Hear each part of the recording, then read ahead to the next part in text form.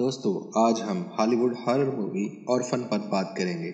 तो चलें शुरू करते हैं। फिल्म स्टार्ट होती है तो हम एक मैरिड कपल को देखते हैं। लेबर पेन स्टार्ट होने की वजह से जॉन कैट को अस्पताल लाया होता है, जहां रूम में जाते वक्त कैट नर्स को बताती है कि ये इनका तीसरा बच्चा है और वो इसका नाम जेसिका रखेंगे। अचानक कैट फ्लोर पर खून ही खून देखती है। ऑपरेशन थिएटर जाने पर पता चलता है कि इनके मरा हुआ बच्चा पैदा हुआ है। तभी अचानक कैट की आंख खुल जाती है और पता चलता है कि ये कैट का ख्वाब था। कैट और जॉन ने रियल में अपना तीसरा बच्चा खो दिया था और इसी वजह से कैट बहुत परेशान और बीमार रहने लगी थी, जिसकी वजह से इन दोनों की मैरिड लाइफ भी बहुत डिस्टर्ब हो जाती है। कैट जो कि एक रिकवरिंग अल्कोहलिक है को काउंसलिंग सेशन ले रही है। जॉन और कैट के दो बच्चे होते हैं, 5 साल की बहरी बेटी मैक्स और 7 साल का बेटा डैनियल होता है। कैट और जॉन जेसिका की जगह एक बेबी अडॉप्ट करने का सोचते हैं और फिर वो एक यतीम खाने जाते हैं। वहाँ वो एक 9 ईयर ओल्ड गर्ल एस्टर से मिलते हैं। जॉन और कैट को वो बहुत पसंद आती है। सिस्टर अबगेल इन्हें बताती है कि वो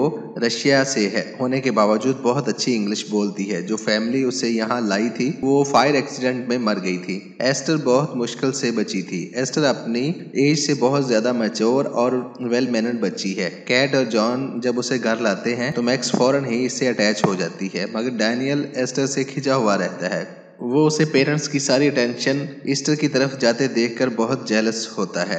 एस्टर को घर लाने के बाद कैट काफी खुश और सेटिस्फाई फील करती है, जिसकी वजह से इसके और जॉन का रिलेशन भी वापस ट्रैक पर आ जाता है। एक रात जॉन और कैट इंटरकोर्स करने लगते हैं कि एस्टर मैक्स को लेकर वहां आ जाती है। एस्टर कहती है कि इन्हें लाइटिंग से डर लग रहा है और वो अकेले नहीं सोना चाहती। अगले दिन डैनियल टॉय गन के साथ निशानेबाजी कर रहा होता है कि अचानक वो एक कबूतर को शूट करके जख्मी कर देता है। एस्टर और मैक्स भी वहां आ जाती हैं। एस्टर डैनियल को एक पत्थर देते हुए कहती है कि कबूतर को मार दो वरना वो यहाँ पड़ा सर्दी में तड़पता रहेगा, मगर डैनियल ऐसा करने से मना कर देता है, जिस पर एस्टर बहुत ही बेरहमी के साथ पत्थर मारकर कबूतर को मार देती है। स्कूल में एक बच्ची एस्टर को बहुत तंग करती है, जिसके बाद वो एस्टर के गले में पहने हुए बैंड को टच करती है तो एस्टर पागलों की तरह चीखना शुरू कर देती है, जिस पर सब डर कर साइड पे हो जाते हैं। कैट एस्टर के घर आने पर उसे वेलकम करती है, जेसिका की कब्र दिखाती है जहां एस्टर जज्बाती होकर रो पड़ती है कि जहां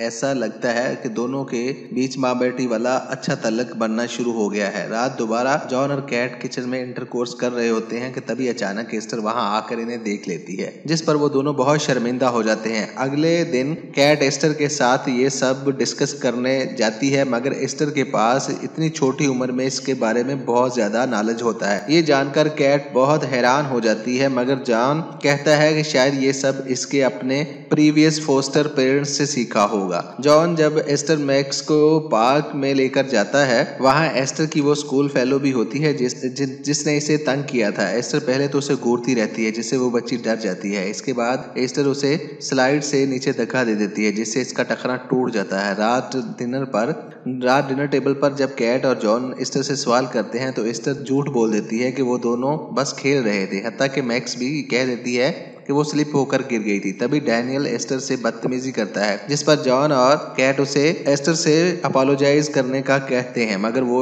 ऐसे ही डिनर टेबल छोड़कर चला जाता है। जॉन डैनियल का बिहेवियर देखते हुए उसे सजा देने के लिए इसका ट्री हाउस लॉक कर देता है। कैट को सिस्टर अबगेल की कॉल आती है। कैट इन्हें एस्टर के बिहेवियर का बताती है, जिस पर वो इनके घर विजिट करती है और बताती है कि शायद इनसे गलती हो गई है और उन्होंने एस्टर को इनके साथ आने दिया। वो एस्टर के माजी के बारे में कुछ भी नहीं जानते। हो सकता है कि एस्टर के साथ कोई प्रॉब्लम हो, क्योंकि यतीम खाने में जब भी कुछ गलत होता था तो एस्टर इसके आसपास ही पाई जाती थी, मगर इस पर शक इसलिए नहीं किया जाता था क्योंकि वो बहुत ही सफाई से लोगों को मैनिपुलेट कर लेती है। कैट ये सब सुनकर बहुत परेशान हो जाती है, मगर जॉन सिस्टर की किसी बात पर एग्री नहीं करता। एस्टर चुप कर सारी बातें सुन रही होती है। इसके फौरन बाद वो मैक्स के पास जाती है और उसे मैनिपुलेट करके जॉन के स्टडी रूम में ले जाती है, जहां मैक्स ट्री हाउस की और एस्टर वेपन उठा लेती है।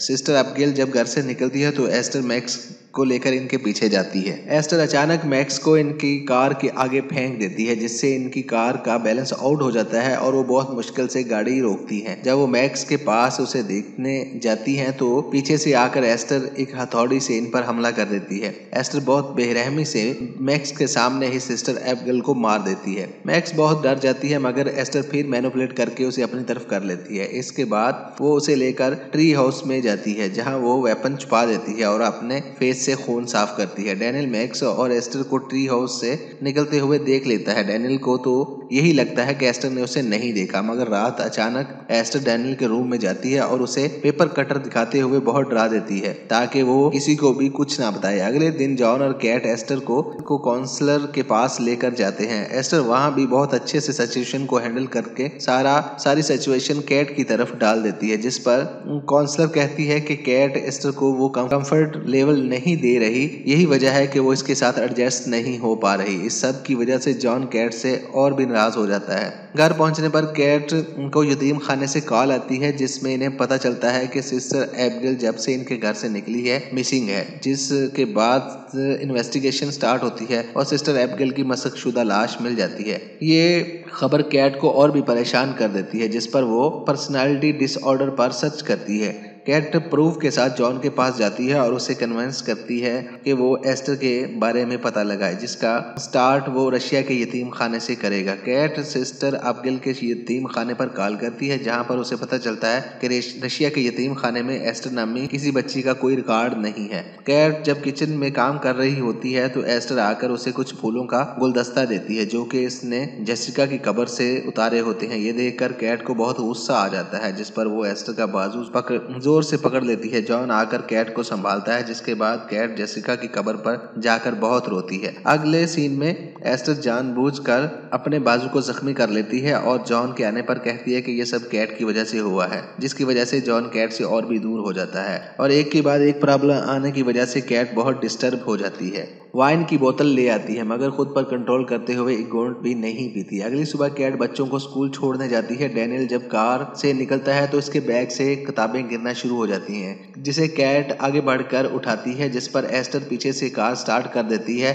जबकि मैक्स कार के अंदर ही होती है। कैट जल्दी से कार के पीछे भागती है, मगर उसे रोक नहीं पाती। तभी खुशकिस्मती से कार बर्फ में फंसकर खुद ही रुक जाती है। मैक्स को कुछ नहीं हुआ होता। जॉन ये सब देखते हुए कैट की काउंसलर को घर बुला लेता है और काउंसलर को बता देता है कि कैट रात वाइन लेकर आई थी, जिस पर वो दोनों कैट को रिहेबिलिटेशन सेंटर भेजने का डिसाइड करते हैं। कैट के बहुत समझाने के बावजूद वो इसका यकीन नहीं करते कि उसने वाइन नहीं पी। डैनियल मैक्स के पास जाता है, जहां मैक्स पेंटिंग के थ्रू डैनियल को एस्टर के सब गलत काम बता देती है। डैनियल कहता है कि वो ट्री हाउस से प्रूफ लेकर आएगा, ताकि वो दोनों अपने पेरेंट्स को एस्टर का सच बता सकें। एस्टर मैक्स और डैनियल की बातें सुन लेती है। दूसरी तरफ कैट को एस्टर का रूम सर्च करते हुए एक बुक मिलती है, जिसमें उसे डिफरेंस मेल की पिक्चर्स मिलती हैं और साथ ही इस बुक में सारनी इंस्टीट्यूट का लोगो होता है। इस इंस्टीट्यूट पर कॉल करने पर कैट को पता चलता है कि वो कोई यतीम खाना नहीं बल्कि मेंटल हॉस्पिटल है। अगले सीन में डैनियल ट्री हाउस में जाता है। एस्टर वहां आकर सारे प्रूफ को आग लगा देती है, जिसके साथ ही ट्री हाउस को भी आग लग जाती है। एस्टर डैनियल को अंदर लॉक करके वहां से निकल आती है। डैनियल खुद को बचाते हुए विंडो की मदद से छत पर आ जाता है,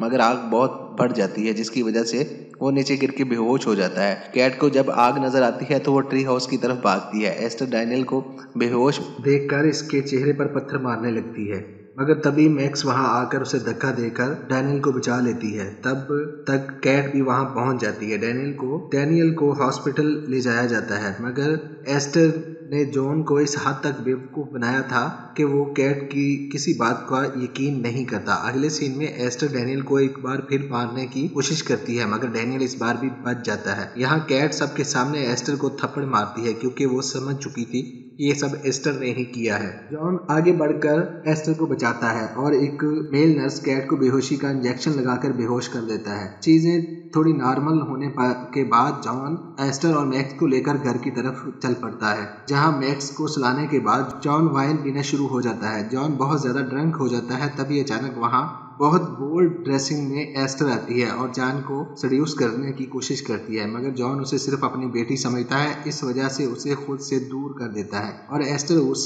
गुस्सा होकर अपने रूम में चली जाती है। कैट को रशिया की सार्नी हॉस्पिटल से कॉल आती है, जहां इसने एस्टर की पिक्चर सेंड की थी। डॉक्टर कैट को ऐसी बातें बताता है जिससे कैट शॉक में आ जाती है। डॉक्टर बताते हैं कि एस्टर का रियल नेम लीना क्लेमर है और वो कोई 9 साल की बच्ची नहीं बल्कि 33 साल की लेडी है। एस्टर को हाइपोथिरोइडिज्म है। ये एक रेयर हार्मोनल डिसऑर्डर है जिसकी वजह से इसकी फिजिकल ग्रोथ रुक गई है। एस्टर ने अपनी सारी जिंदगी लोगों को छोटी बच्ची बनकर बेवकूफ बनाया था। डॉक्टर बताता है कि एस्टर इनके हॉस्पिटल की सबसे खतरनाक पेशेंट थी जिसने 7 लोगों को कत्ल किया था, जिसमें इसकी लास्ट फोस्टर फैमिली भी आती है। एस्टर ने अपने फोस्टर फादर को सड्यूस करने की कोशिश की थी, मगर इसके रोकने पर एस्टर को गुस्सा आ गया और उसने घर को आग लगाकर सबको मार दिया था। डॉक्टर कैट को वार्न करता है कि वो फौरन पुलिस को इन्फॉर्म करे क्योंकि वो बहुत बड़े खतरे से डील कर रही है। एस्टर जो अपने नेक और